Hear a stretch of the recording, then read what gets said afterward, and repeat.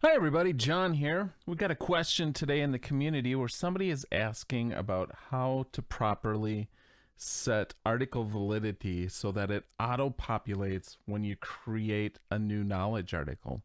Now, article validity is going to be configured on each knowledge base, and there's a field on the knowledge base named article validity. Now, we can see by looking at the knowledge bases that are available out of the box that these happen to be blank out of the box when you create it.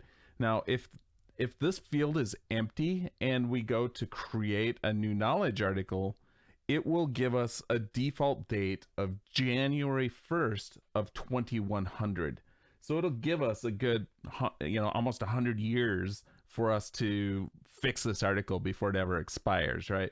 So the reality of the scenario is you probably want to have something like 6 months or 1 year.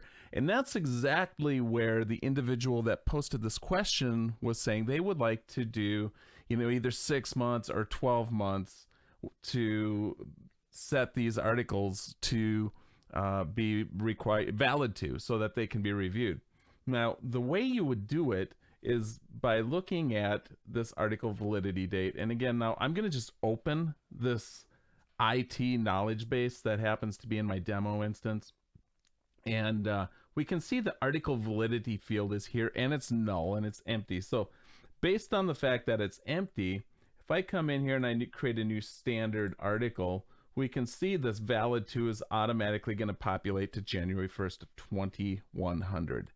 And in order to remediate that, if we wanted this to be a full year from now, we would put in the number of days that we want to pass from the creation date, and that will then calculate the ValidTo date and populate that automatically. So if I save this now,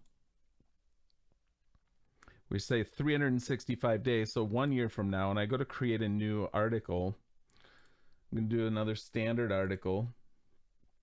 We can see that it's scheduled this for 1 year from now. It's February 22nd, 2021 today, and this is now valid to until February 22nd of 2022. Now, again, this can really be any number. So if we said, just to really illustrate and make it easier to see that this is happening, if I save this with just 4 days, that'd be an awful frequent amount of time to review them. But here we go. We click a new one and do standard again. And in this standard article, we can see that it is now ready for February 26th, and it's the 22nd today.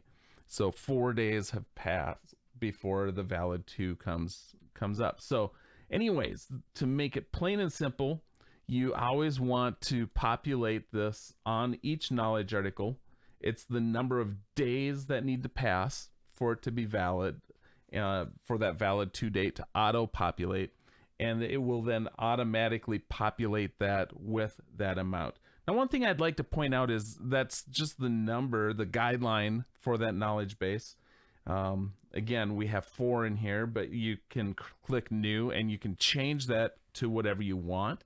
So if you happened to have, something 365 days out, but you had a certain article that you wanted to schedule for 6 months, you could change that to 180 days and or just actually pick the date that you need at that point, and kind of basically you're overriding that default value that's set on that knowledge base.